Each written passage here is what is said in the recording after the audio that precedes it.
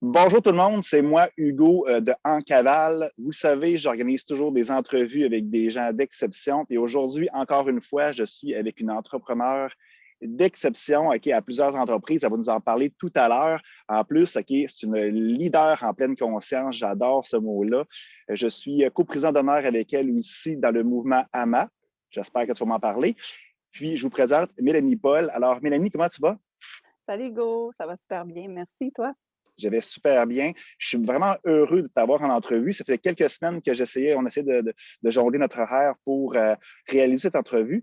Mélanie, j'aimerais ça que tu me parles un peu plus de toi, de tes entreprises, mais aussi qui est la fille derrière l'entrepreneur.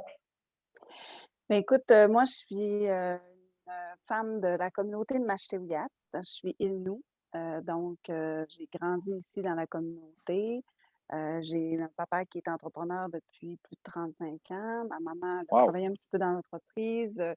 J'ai des parents très humains, des parents très engagés dans la communauté, qui ont toujours travaillé pour faire une différence dans la vie des gens autour d'eux.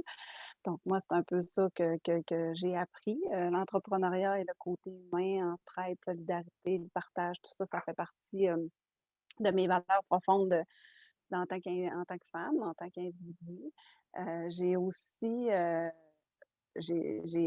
en étant dans une communauté autochtone comme ça, j'ai aussi côtoyé, différentes problématiques, différentes personnes qui m'ont amené, je veux dire, des expériences, différentes, puis qui m'ont fait grandir puis évoluer à travers tout ça. J'ai été à l'école ici dans la communauté, j'ai été, à l'école secondaire dans la ville à côté, puis j'ai fait mon université à Québec.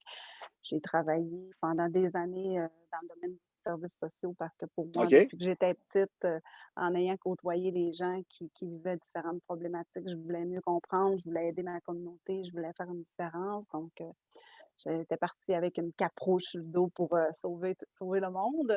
Mais, bref, Ça a-tu marché? Ça a-tu marché? ben, en partie, hein, parce que c'est sûr qu'on aide toujours quelqu'un à quelque part à travers les gestes qu'on pose ou ce qu'on dit ou ce qu'on fait.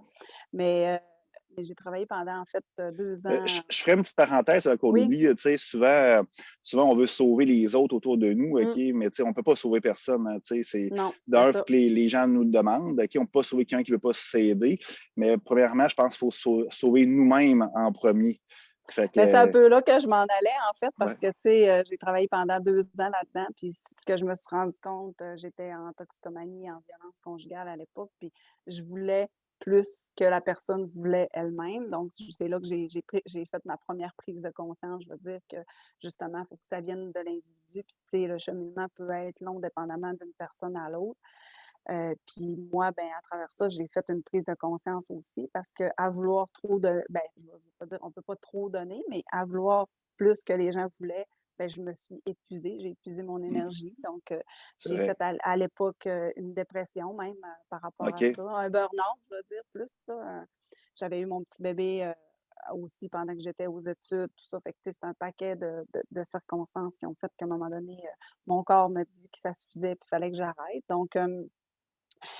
En 2002 environ, là, j'ai arrêté, j'ai fait un 1er burn-out, puis là, je me suis repositionnée parce que, tu sais, moi, j'ai appris aussi dans la vie, Hugo, que, quand ton corps te parle comme ça, c'est parce que tu as des faut que tu fasses des prises de conscience, C'est puis il des y a des choses qui messages. font tu sais, des messages, des choses qui fonctionnent plus dans ta vie. Donc j'ai pris du recul, j'ai regardé ce qui fonctionnait, ce qui fonctionnait pas. Mon papa, à l'époque, m'a demandé si j'avais envie de venir travailler dans l'entreprise familiale alors que j'étais dans les services sociaux.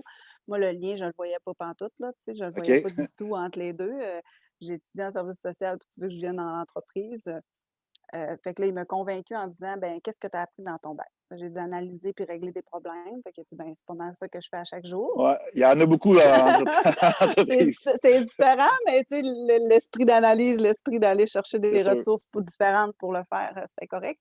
Puis l'autre affaire, ben là, moi, ça me prenait le côté humain parce que je veux aider, je veux contribuer, à l'évolution ou à faire grandir gens autour de moi et grandir moi-même par le fait même.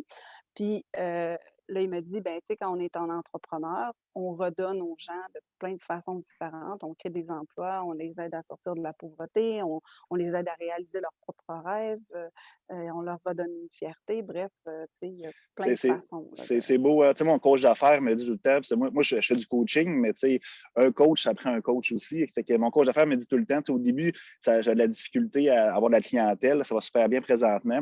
Là, mon coach me disait, ben, tu sais, nous, on est environ 70 personnes là, au bureau. Fait que, il me dit, tu sais, Hugo, tu as 70 coachés, là. Tu en coaches déjà des gens en entreprise.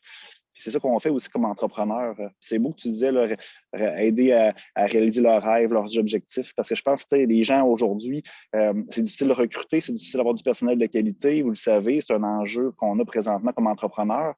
Mais je pense que quand on offre plus que genre une paye et un travail à un employé, mmh. je pense que c'est le même que on est capable de garder nos employés et aller en chercher de bons aussi. Ben oui, puis tu sais, moi, aujourd'hui, en tant qu'entrepreneur, je vais te dire, ou leader conscient, comme tu disais tantôt, une des premières questions que je pose en entrevue aux gens qui veulent venir travailler avec moi, puis je dis toujours travailler avec moi et non pour moi, parce que pour moi, c'est une collaboration tout le temps, peu importe le rôle que tu as dans l'entreprise ou le poste que tu occupes. Puis une des questions que je pose tout le temps, c'est quoi ton plus grand rêve? Puis comment je peux t'aider à le réaliser ou tu te vois où dans 5 ans? Tu sais, parce que si on fait un bout de chemin ensemble puis qu'on a à se côtoyer tous les jours, si toi, tu as l'impression de m'apporter, mais que moi, de l'autre côté, je t'apporte pas autant ou différemment ou que je contribue pas aussi à ce que tu veux ou à ce que tu aspires, ben on va être dans le moins d'un côté, puis ça marchera pas, il y aura pas d'équilibre. C'est très vrai, c'est très vrai. Tu sais, moi, je pense vraiment, là, si je poursuis là-dessus, là, c'est. Moi, j'ai des amis qui ont de la difficulté à avoir des employés. Nous, ça va quand même assez bien. Là. Tu sais, souvent, l'intention première quand tu démarres une entreprise ou que tu achètes une entreprise, peu importe, ben, c'est d'être heureux. C'est le bonheur. Tu ne le fais pas initialement pour l'argent ou pour la gloire ou pour le succès. C'est parce que tu vas être heureux. T'sais. Puis souvent, on s'écarte beaucoup là-dedans au fil du temps, OK, parce que justement, on a du succès. C'est là que, dans le fond, genre, c'est difficile. C'est là qu'on se bat, qu'on devient moins heureux, justement. C'est toujours revenir à Mmh. l'intention, OK, qui est être heureux. La pure intention, c'est le bonheur. Puis faire vivre ça aux employés, puis aux employés aussi que tu veux recruter. Les gens voient que, dans le fond, si toi, ton but, c'est d'être heureux, ben eux autres aussi. OK, il faut Mmh. qu'ils viennent chez nous pour Mmh. être heureux. Tu sais. C'est là, je Ouais. pense que l'énergie, OK, elle vient belle, puis c'est là que tu as la facilité à conserver tes employés et à recruter. Ben oui, vraiment, ça c'est une des bonnes bases. Puis l'autre base que moi je je demande, que je dis souvent aussi, c'est tu sais, les valeurs communes. Ça prend des valeurs communes, ça prend tu sais, il faut connaître le bonheur, qu'est-ce qui rend heureux chacun. Les valeurs communes, puis je dirais, quand la raison d'être de l'entreprise est rattachée, à notre raison d'être à nous d'abord parce que c'est notre entreprise, C'est la base, oui. mais qu'on peut la partager à nos employés, cette raison d'être-là ou cette mission de vie-là qu'on a en tant que leader, mais en tant qu'entreprise, parce que moi, mes 2 entreprises, heu, puis mes 3 bientôt, vont ont une mission de vie, qui est portée vers les autres, là, tu sais. Donc, les gens qui travaillent avec moi, ben, sont au courant de ça, puis sont au courant de qu'est-ce qu'on veut faire, puis qu'est-ce qu'on veut apporter à la société. Il C'est plus faut grand. que Mm. l'entreprise ait un sens, puis qu'elle ait une Mm. vision plus grande, tu sais. Moi, le une des citations qui me parle beaucoup, c'est, tu sais, demande pas aux gens, de ramer, dis-leur c'est quoi la destination, puis où est-ce qu'on va, pourquoi qu'on y va, puis ils vont ramer tout seuls, tu sais. Je veux dire, tu pas besoin de le demander. Les gens, quand ils savent où on va, puis pourquoi on le fait, ben quand tout le monde trouve son pourquoi à travers ça, ben, c'est plus facile d'avancer dans la même direction, puis tout le monde ensemble. C'est très vrai, c'est très vrai. C'est un beau message pour les entrepreneurs, Mélanie, c'est vraiment beau. Tes entreprises, bon, là, tu en as deux, c'est quoi les entreprises, les noms? Ben, en fait, j'ai Inukshuk Synergie, qui est une entreprise qui travaille pour faire la conversion de système au mazout, dans le nord du Québec, du mazout vers la granule. Dans le fond, on OK. vend des solutions énergétiques clés en main à partir de granules.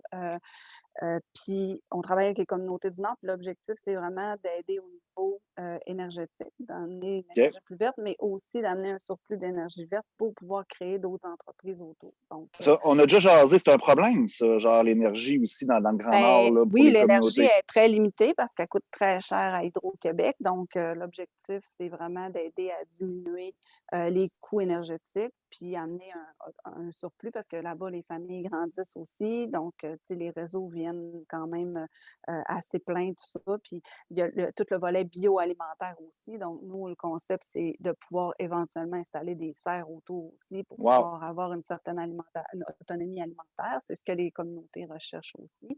Donc, c'est vraiment des partenariats à créer avec les communautés là-bas. Tu sais, nous, on n'arrive pas avec nos solutions, puis je veux dire, je dis souvent, on n'arrive pas avec nos bottes à cap, on arrive avec nos mocassins, on arrive tranquillement, puis Ouais, on travaille avec les gens. c'est ça, c'est beau. Fait qu'on on collabore avec eux pour créer un projet puis un modèle d'affaires qui leur convient puis qui correspond vraiment à qui ils sont puis à ce qu'ils veulent Ah ouais, faire. c'est beau. Puis, C'est bon pour la communauté, c'est bon pour l'environnement. Puis le mazout, là, ça doit être polluant pas mal. ben oui, c'est ça. Tu sais, nous, on diminue d'environ 80% les gaz à effet de serre quand on remplace le Wow! mazout par la granule, là. Fait que c'est OK. quand même pas rien. Puis après ça, j'ai Aquanature, A-K-U-A. Je tiens à préciser, c'est avec un K parce que les gens l'écrivent avec un Q. On Puis va l'écrire aussi en bas du vidéo, ouais, c'est là, ça. la clé site Internet aussi. C'est en Innu, en Ilweon, en fait, notre langue, qui veut dire prendre soin avec attention. Donc, OK. Aquanature, qui est une entreprise complètement dans un autre secteur d'activité, produits de santé naturelle, plantes médicinales autochtones. Donc, nous, on veut vraiment contribuer à la santé et au bien-être des gens dans une approche holistique, avec les produits naturels que les gens des communautés connaissent depuis des millénaires et qui utilisent tout ça. Donc, on fait la cueillette à partir de plantes forestières, puis on fait la transformation sous forme de tisane, d'huile essentielle. On a même fait des boîtes découvertes parce qu'à travers tout ça, on veut que les gens découvrent notre culture aussi. Donc, Ben, c'est ça, l'artisanat, c'est pas connu nécessairement par tout le monde, là. non, non, OK. c'est ça. Fait qu'on a vraiment fait plein de belles boîtes découvertes que les gens peuvent aller voir sur notre site. Puis là, je suis en train de créer un nouveau projet avec Madame Danielle Henkel, qui est Oui. le Cercle Mocassin et Talons Hauts, qui OK. a comme mission vraiment d'aider les femmes autochtones dans leurs entreprises, de les propulser, d'amener autour d'elles un groupe de marraines qui vont pouvoir les aider à différents niveaux, dépendamment où ils sont rendus dans leurs entreprises, soit marketing, Wow! C'est commercialisation beau. ou autre. Puis de faire vraiment un groupe où on va rassembler les femmes allochtones et autochtones. Allochtones, on parle de non-autochtones, c'est le terme pour dire OK. non-autochtones. Fait que c'est vraiment ça. On devrait annoncer plus précisément qu'est-ce qu'on va faire à l'automne. Ça, c'est la troisième Dans le... entreprise, dans le fond, si je Oui, comprends bien. oui, OK, bien, c'est ça. félicitations. Je n'étais pas au Oui, courant, mais j'avais vu quand c'est même des nouveau. choses circuler, là, quand même, dans Oui, les réseaux sociaux. Je t'ai fait une entrevue avec elle, je crois, oui, récemment. Bien, félicitations. Tu sais, merci. entrepreneur, fait que dans le fond, t'aides des gens à gagner leur vie. Je veux dire, tu redonnes beaucoup Prendre soin de la santé. santé, la communauté, des projets Oui. environnementaux. Félicitations, c'est vraiment beau ce Puis que tu fais. à travers ce qui rejoint Aquanature et le Cercle Mocassin Talons Hauts, ce qu'on va faire aussi à travers ça, c'est des retraites aussi, des fins de semaine avec les gens pour faire des retraites spirituelles, se rapprocher de la nature, puis connaître un peu la spiritualité autochtone, tout ça, puis se retrouver soi, là. Notre slogan, c'est reconnecter à la nature pour retrouver sa vraie nature. Donc, c'est ça. Ah, mais j'aimerais ça découvrir ça. J'ai fait une vidéo l'autre fois, tu m'avais posé une question d'ailleurs là, Ouais. sur les Premières Nations. Puis je pense qu'on a perdu beaucoup de choses, hein, puis on est beaucoup dans le faire, puis dans le Mm. paraître comme société, puis on a perdu des choses là, qui étaient acquis, qui étaient la connexion avec soi-même, avec la nature. Puis Ouais. moi, je suis beaucoup à la recherche de ça. Puis en tout cas, si tu as des événements à m'amener, tu peux m'inviter. Ça va me Ben faire oui. plaisir de participer. Puis je pense qu'on mérite de revenir à la base sur plusieurs choses. Puis je te félicite. Mais si on peut continuer à Merci. parler de la spiritualité. Tu sais que dans le fond, c'est un thème chez nous que je parle régulièrement. Quand tu parles de spiritualité autochtone, il y a quoi la différence entre la spiritualité et la spiritualité? Mais comment vous la traitez ou comment vous abordez ça? Bien, je te dirais que la spiritualité autochtone, tu sais, il y a des rituels, il y a des traditions, il y a des thèmes, il y a des valeurs. C'est beaucoup connecté à la terre-mère, aux 4 éléments, tu sais, l'eau, la terre, le feu, tu sais, c'est surtout ça tourne autour de ça, la lune, le soleil. Pour les Autochtones, tout est vivant, que ce soit, les arbres, que ce soit les roches, que ce soit le tu sais, tout, puis il y a une synergie entre tout ça. Tu sais, quand on parle d'approche holistique aussi, on est tous interreliés en tant qu'humains. Les ancêtres, pour nous, les grands esprits, c'est des gens qui peuvent nous aider. Il existe un autre monde plus grand que nous. Donc, tu sais, tout ça, ça fait partie de nos croyances aussi. Puis, tu sais, juste la reconnexion, l'énergie avec la terre, tu sais, je te dirais que c'est beaucoup ça, là, autour de ça. Dans les détails, ben là, tu sais, il y a différents éléments. On pourrait en parler longtemps, là, mais Je sais les qu'on gens a viendront parlé. vivre l'expérience, là. Je sais que dans le fond, moi, j'avais déjà vécu une expérience. On avait déjà jasé aussi hors onde, là. Bon, toutes les vibrations sur la Terre, puis il y a des bols de Mhm. cristal, des bols tibétains, puis je sais qu'il y a des tambours aussi, Oui. dans le fond. Ben, il y a Puis des moi, danses, des tambours. j'ai Ouais. essayé le tambour, moi, genre sur mon corps, là, pour augmenter le taux vibratoire. Puis c'était une expérience que je pense que je me souviens toute ma vie. C'est vraiment, là, c'était vraiment super intense, super agréable comme, euh, comme Ouais. événement quand j'ai essayé. Puis toi, comment tu as vu ta spiritualité au quotidien, en pleine conscience, probablement que dans le fond, tu utilises la spiritualité au quotidien dans ton entreprise et Ben ta moi, vie? c'est drôle parce que la spiritualité, tu sais, étant donné que dans mon enfance, j'ai vécu, tu sais, une certaine forme de rejet, je vais dire, là. J'ai grandi dans la communauté, mais j'ai vécu du racisme. Je me suis fait traiter de Ouais. blanche souvent. J'étais arrivée à l'extérieur, je me suis fait traiter d'autochtone. Tu sais, j'ai eu longtemps une dualité intérieure, puis tu sais, j'ai comme mon mécanisme de défense, ça a été de rejeter tout ça, tu sais, de dire, ben, tu sais, je suis comme pas fière d'être autochtone, mais je me sens pas comme blanche non plus, tu sais, dans ta tête de petite fille. En tout cas, bref, je te dis ça parce que je me suis éloignée de la spiritualité autochtone pendant des années. Puis ça fait peut-être, une dizaine d'années que j'ai ramené la spiritualité, parce que moi, je me disais, tu sais, le christianisme, j'ai rien contre le christianisme, mais tu sais, il y a des éléments qui me rejoignent moins dans cette doctrine-là, tu sais. Fait que je me suis cherchée beaucoup à travers ça, mais aujourd'hui Je vais faire une petite pause, Mélanie. ouais, Puis c'est dans le fond, ouais, quand on est enfant, là, puis ça, on est connecté avec l'univers. Tu sais, moi, ouais, je vois qu'il y a un fil connecté, mais il arrive un moment dans notre vie, OK, qu'on s'auto-déconnecte. Hein. C'est mmh, nous-mêmes, OK? C'est pas le voisin c'est nous-mêmes pour des raisons comme tu l'as mentionné tout à l'heure. Moi, c'était d'autres choses. OK? Moi, c'était le succès, puis la reconnaissance, le besoin d'être aimé. Je me suis déconnecté volontairement jusqu'au jour où, à un moment donné, tu as besoin viscéralement de te reconnecter. Probablement ça que tu as vécu. ouais, ouais, ouais. C'est ça. Fait que, tu sais, j'ai ramené ça tranquillement dans ma vie, puis ça me faisait tellement du bien. Puis, tu sais, des fois, je le dis en conférence aussi, tu sais, ça arrive souvent en tant qu'humain qu'on a un vide intérieur, mais ce vide intérieur-là vient justement de quelque chose de plus grand que nous. Tu sais, c'est pas des objets qui vont le combler, c'est pas quelqu'un d'autre, c'est pas, tu sais, à un moment donné, puis c'est cette vie-là, cet amour-là, cette essence-là intérieure qui est là en dedans de nous, qu'on a perdu en se déconnectant, justement. Puis, Exact. puis, puis moi, aujourd'hui, ben, tu sais, je le fais par la méditation, je le fais en lisant, je le fais en redonnant souvent de différentes façons, mais très différemment d'avant, puisque j'ai donné beaucoup maintenant. Je dirais que je fais monter mon capital pour être capable de donner des intérêts. Je prends Ouais, soin de c'est moi, une tu forme de sais. partage aussi. Ouais, C'est du win-win. Tu ouais. sais, souvent, Parce que bon, on quand on aide les gens. donne, Ouais, ça revient différemment. Ouais. exact. Ça nourrit beaucoup. Hein. Tu sais, quand on le fait pour les bonnes raisons, c'est une belle nourriture. Mm, Ça nourrit mm. beaucoup. Je te Ouais. comprends tellement. Puis la spiritualité autochtone, ben, je te dirais qu'elle me rejoint beaucoup parce que la nature m'apporte beaucoup. Tu sais, je crois beaucoup à, tu sais, l'astrologie, tu sais, les énergies, tout ça, tu sais, c'est toutes des choses qui sont vivantes ou qui font partie de nos croyances. J'ai même été, j'ai eu la chance de faire un voyage spirituel au Pérou avec un chaman autochtone là-bas. Puis, tu sais, quand tu regardes ça, que ce soit peu importe le peuple autochtone dans le monde, la base de la spiritualité est la même, que ce soit les Mayas, Effectivement. les Incas, les Autochtones du Québec ou ailleurs, là. C'est les 4 éléments, puis c'est ça, c'est l'énergie. C'est Fait que merveilleux. Puis ouais, on parlait de chaman tout à l'heure aussi. Tu me référais une personne qui est chamane aussi. Puis tout de suite après l'entrevue, j'ai une ouais, rencontre avec elle. J'ai vraiment hâte d'aller vivre cette expérience. ouais, Je ouais, vais t'en c'est beau. tenir, je vais te tenir informé là-dessus. Tu le sais aussi que, tu sais, bon, là, présentement, OK, on est en juillet 2021. Je tiens à le préciser, peut-être de l'écouter l'entrevue plus tard. Bon, on le voit dans les médias, OK, il se passe des choses horribles, OK, avec les Premières Nations. Là, toi, comment tu vis ça, tout ce qui se passe, tout ce qui est véhiculé dans les médias, puis qu'est-ce qui s'est passé, bien sûr? C'est sûr que ça me touche beaucoup. Je suis quelqu'un qui est hyper sensible dans la vie. Je suis quelqu'un qui est très empathique aussi. Donc, ces événements-là viennent me chercher beaucoup, surtout que c'est très rattaché à ma mission de vie, d'aider les Mm. communautés, d'aider les gens. Puis, tu sais, ce que je me rends compte à travers ces événements-là, c'est qu'il y a ben, je savais déjà qu'il y avait beaucoup de gens qui n'étaient pas au courant de l'histoire. Puis, tu sais, quand je rencontre les gens, moi, ça me fait toujours plaisir d'en parler et d'informer les gens. Mais là, je pense que c'est comme un éveil de conscience collective qu'on est en train de vivre. Les gens réalisent qu'il y a des choses qu'on s'est fait cacher qui étaient qui existaient puis qu'on ne voulait pas voir ou qui n'étaient pas là.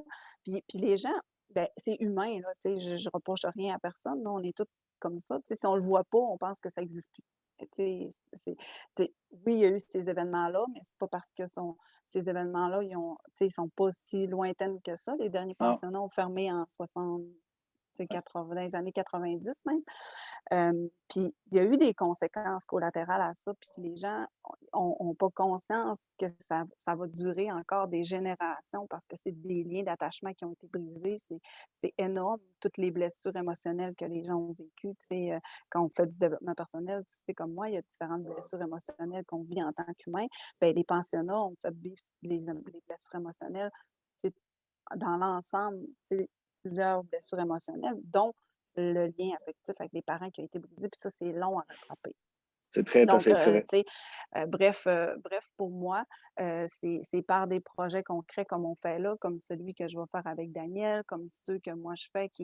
Puis on le voit dans les communautés, quand les gens partent en affaires, quand les gens veulent démarrer une entreprise, c'est très, très dans un esprit très collectif, très communautaire, de redonner à la communauté, de créer des emplois, d'aider les gens à sortir de ce qu'ils vivent, tout ça, des difficiles. Donc, tu sais, je dirais le sens est différent un peu de ce qu'on voit. Je trouve ça beau, Mélanie, parce que tu sais, tu fais pas juste réagir, tu es proactive, tu crées genre pour vraiment enrayer le problème. Tu sais, moi, j'ai médité beaucoup sur ce sujet-là. Tu sais, je n'ai pas pris position là-dessus. Je suis pas un gars qui regarde beaucoup les médias, mais tu sais, vu que c'était très fort, OK, c'est arrivé à moi. Moi, j'ai médité beaucoup là-dessus. Puis, tu sais, moi, j'ai un message à lancer aux gens par rapport à ça. Puis, je pense qu'il faut prendre ça comme exemple pour pas que ça se reproduise, OK, un truc comme ça. On pense souvent qu'au Canada, on est vraiment loin de tout ça, mais là, on le voit vraiment, OK, qu'on est clairement, OK, il y a des gens qui réagissent beaucoup négativement pour blâmer la religion, blâmer aussi le gouvernement, mais une chose est sûre, c'est que ces gens-là, aujourd'hui, n'étaient pas là dans le passé. OK? Puis malheureusement, OK, nous, OK, moi, blanc, OK, genre, qui n'était pas à l'époque, je suis aussi coupable, OK, que le président actuel, OK, parce que je n'étais pas présent, mais tu sais, il y a des choses, il y a des gens qui ont laissé faire des choses, OK, pareil, tu sais, on s'est fermé les yeux, tu le dis. Puis je pense que, tu sais, là, oui, OK, il faut en parler de ça pour éviter que ça se reproduise, mais pas juste avec les Autochtones, avec tous les êtres humains, s'en servir pour s'unir et non pas se diviser, parce que nous, on est très forts, on est très bons, nous, même les Québécois, de se diviser dans tout. Hein? On se divise avec le COVID, s'unir comme être humain, parce qu'on est tous égaux, on est tous interreliés. Puis, tu sais, il y a des enjeux présentement qu'on ignore. Tu sais, la planète, on a parlé tantôt de l'environnement, OK? Il y a encore de l'énergie au mazout, là, genre au Québec, là. Tu viens de le mentionner. L'environnement, il y a des enfants qui meurent de faim à tous les jours, puis on fait fuck all à rien. Je pense qu'il faut se servir de ça pour dire, ben, il y a des enjeux maintenant. Puis nous, dans 50 ans, comment on va se voir aussi? Ben Puis, c'est un excellent point parce que, justement, j'ai fait une petite vidéo sur Internet pour rassembler un peu les gens, pour passer le message de dire, on peut en vouloir à la doctrine, on peut en vouloir au gouvernement, mais c'est pas ça qui va faire changer les choses aujourd'hui. Oui, ça prend une justice, oui, ça prend une reconnaissance de ce qui a été fait, mais je pense que ça va passer, la réconciliation va passer par les actions qu'on va poser, puis les gestes qu'on va poser pour se rassembler les uns les autres, puis se rapprocher. Puis OK, on n'est pas coupable parce qu'on n'était pas là. Ce qui rend l'humain, on va dire entre guillemets, si tu veux vraiment faire quelque chose aujourd'hui, ben je te dirais, informe-toi ou continue pas de perpétuer ça, là. Je sais pas. Fait que c'est vraiment dans ce sens-là que je dirais que les gens ont un rôle à jouer. Si on reste dans l'ignorance ou on reste positionné sur nos préjugés, ben c'est là qu'on devient, entre guillemets, un peu coupable de perpétuer ça. Exact. C'est un beau message. Je pense que la morale, là, OK, pour finir ce sujet-là, c'est vraiment, il faut s'unir. Puis je mentionne, là, ça ne prend pas juste les Canadiens de Montréal, OK, pour qu'on s'unisse là, dans une cause. On est humain avant tout, puis il faut s'unir dans tous les enjeux. Je pense que c'est une belle morale là-dessus. J'avais perdu ta caméra, tu es revenu, je sais que tu avais un problème de caméra. Je ne sais pas pourquoi. Ben, tu es revenu. Je savais pas si c'était juste la caméra ou ben, si c'était le son aussi. J'ai continué à parler. Là, je t'ai entendu, là, mais là, je pense que tout le monde va t'entendre, il n'y a pas de problème. Ah, tu me dis qu'on ne reprend pas, fait que c'est ça. On ne prend jamais mes entrevues. Comme j'ai dit, j'ai juste repris une fois une entrevue à cause je m'étais trompé de nom au début. On disait d'entrée de jeu. J'aurai le visage Figé 2 minutes, c'est pas grave. C'est pas grave. D'entrée de jeu, avant qu'on démarre l'entrevue, on parlait un peu de nos deux vies. Moi, je disais que dans le fond, je me sens comme en attente, comme en pause, comme si la vie m'avait fait arrêter pour, d'un, me reposer, de deux aussi, genre, apprendre. Puis nous, entrepreneurs, ça va go, go, go, puis il y a des projets, puis tout ça. Puis, je trouvais ça beau, notre discussion là-dessus. Parce que, là, je me fais comme, la vie m'envoie comme pas des tests, mais m'envoie comme des anciennes situations quand j'étais déconnecté, quand je me suis déconnecté, des anciennes situations. Elle amène ces expériences-là, mais en étant changé et évolué depuis ce temps-là. Puis, je te disais que je ne savais pas comment je réagissais, comment agir, comment le nouveau Hugo ou le vrai Hugo agit dans ces circonstances-là. Tu parlais aussi de relations amoureuses. La prochaine fois, tu vas être amoureuse, OK? Comment tu vas être? Ben, c'est ça. C'est beau, c'est épuisant à la fois. Je trouve que c'est un beau sujet je ne sais pas si tu veux. Ben oui, on peut en parler. Mais en fait, quand on est dans le développement personnel, quand on revient à la spiritualité, quand on décide d'enlever les barrières de protection qu'on s'est mis au fur et à Les mesure, il y en a qui appellent ça personnages. des personnages, il y en a qui appellent ça des masques, il y en a qui appellent ça des mécanismes de défense, peu importe, là, tout est bon. Chacun a sa vérité là-dedans, mais moi, je dirais que quand tu reconnectes à l'être que tu es à l'intérieur, ben cette personne-là, ou ce petit enfant-là qui a toujours été là, en fait, c'est juste qu'on était moins en contact avec lui.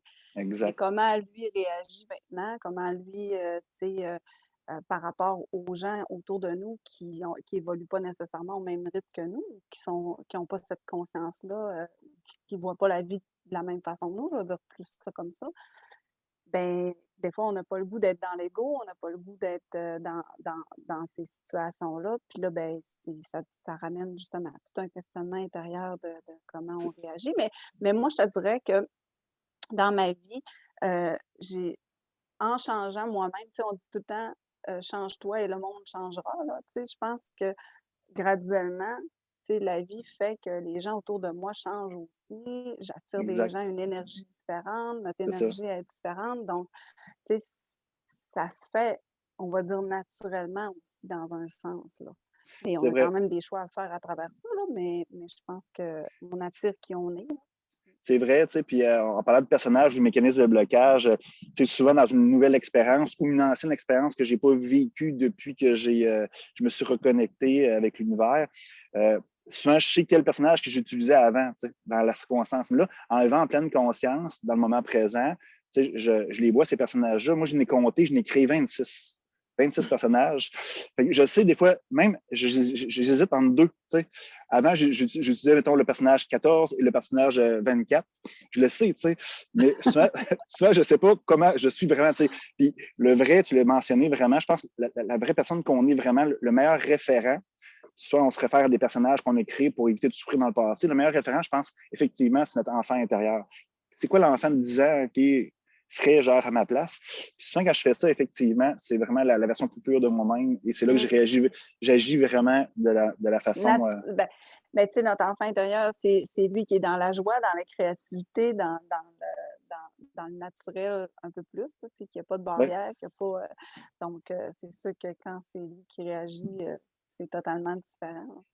exact. Puis récemment, moi, il est arrivé, j'ai eu 3 petites déceptions. Je crois qu'on avait jasé une fois ensemble, 3 petites déceptions. Puis là, je savais quoi faire, quel personnage utiliser en 30 secondes. OK, je serais heureux dans quelque chose que je ne suis pas. Fait que j'ai décidé de prendre aucun des personnages, mais j'ai souffert. Mais j'ai souffert en souriant. Ça, je savais vraiment que je n'avais pas utilisé un personnage, que j'étais vraiment moi-même. J'explique ça à des gens, des fois, le monde ne comprenne pas, là, mais c'est Puis fascinant. ça nous aide à être dans le détachement, ça aussi, parce que Exact. on retire l'émotion du personnage. Là, donc, ouais. Exact. Là, on rentre dans un autre sujet. Là. Il Ouais, faudrait prendre plus que 2 minutes pour en parler. mais je pourrais te réinviter, là. C'est sûr que là, le temps file, il va falloir qu'on arrête parce qu'habituellement, après 15 minutes, là, les gens perdent un peu le fil, puis c'est tout à fait normal. Vous avez beaucoup de choses à faire. La vie va très vite. Puis, bref, je pourrais te réinviter pour parler de d'autres sujets. D'ailleurs, des fois, tu me poses des questions quand je fais des petites vidéos aussi. Gêne-toi pas, ça me fait plaisir. Merci, Mélanie. On va écrire toutes les entreprises, OK, genre en bas du vidéo. Si tu as un conseil à donner, donner genre aux entrepreneurs là, qui sont dans leur ego, qui essaient de tout contrôler, de tout planifier? Un entrepreneur là, typique, là, comme on voit dans les anciens livres là, de gestion, qu'il faut tout planifier, des plans d'affaires, tout ça. Qu'est-ce que tu donnerais comme conseil? Et la grande question, hein? Ben moi, je dirais de sortir de leur zone de confort. Puis justement, d'aller. Puis leur zone de confort, c'est pas juste sortir de l'entreprise, mais aller justement créer un lien avec la nature, aller créer un lien avec qui ils sont vraiment en tant qu'individus. Le pourquoi je fais ce que je fais, en dehors de l'argent, comme tu dis, là, tu sais, quand on revient à la question Intention. intention, là, d'essayer de retourner là, pour voir si. C'est vraiment beau. Mais je pense que la COVID va avoir amené un peu ce questionnement-là, par exemple, pour plusieurs personnes. Effectivement. Là, Ben, ça fait de arrêter. s'arrêter puis Hmm. de prendre le temps de reconnecter Exact. à soi. C'est un très beau conseil. Puis d'ailleurs, j'aurais donné probablement le même que toi, sans savoir consulter. Puis d'ailleurs, OK, si tu veux sortir de ta zone de confort, je ne parle pas à toi, Mélanie. Là, je sais que Non, Mélanie. mais moi, je savais, là. Tu peux venir pareil. Je t'ai mis la table, là, go! Exact. Merci beaucoup. C'est que le 23 juillet, le 23, 24, 25 juillet, avec mon entreprise En Cavale, on organise une activité, une fin de semaine de saut en parachute. Effectivement, on va sauter en parachute. Puis, sauter en parachute, c'est très fort. Je ne sais pas si tu as déjà sauté, Mélanie. Non. Ça va être ta première fois? Ouais, c'est ça. Bref, OK, ben toi, à la maison, ça va être ta première fois. Bref, c'est simple. C'est que dans le fond, moi, je dis tout le temps que dans le fond, pour réaliser nos rêves, ben, la meilleure chose, c'est sauter les 2 pieds joints dans le précipice pour un rêve, un défi, une passion, peu importe. Si tu mets 5 d'énergie dans quelque chose, tu vas avoir 5 de résultats. Bref, OK, sauter en parachute, c'est affronter ses peurs pour réaliser ses rêves. C'est très symbolique, mais si tu es capable de sauter en parachute, je fais toujours un lien avant, bien sûr. Si tu es capable de sauter en parachute, tu es capable de sortir de ta zone de confort pour faire d'autres choses. Il va y avoir de la méditation, il va y avoir du yoga, il va y avoir des conférences inspirantes, il va y avoir des gens tripants, on va se faire du fun aussi. Alors, c'est dans l'Anaudière, ça va être malade. Inscrivez-vous. On va mettre aussi le lien en dessous. Mélanie, j'attends ton inscription. Yes. Okay. je mets la pression, je blague. Tu peux Non, faire ce que tu veux. C'est correct. Moi, ton libre arbitre. Si tu veux, je vais finir là-dessus, vous allez Ouais. rire. Là. Moi, ce qui me fait peur, sauter en parachute, là, c'est quand je sors d'un champ et ils ventent, là, je suffoque. Fait que là, je fais comme quand je vais sauter en bas de l'avion, je vais faire quoi? Ben, c'est très simple. J'ai comme peur de manquer d'air. Je pense que ça va tellement vite, OK, tu t'en rends pas compte. C'est la survie, OK? Ouais, puis, bref. Non, je sais qu'il va passer à travers.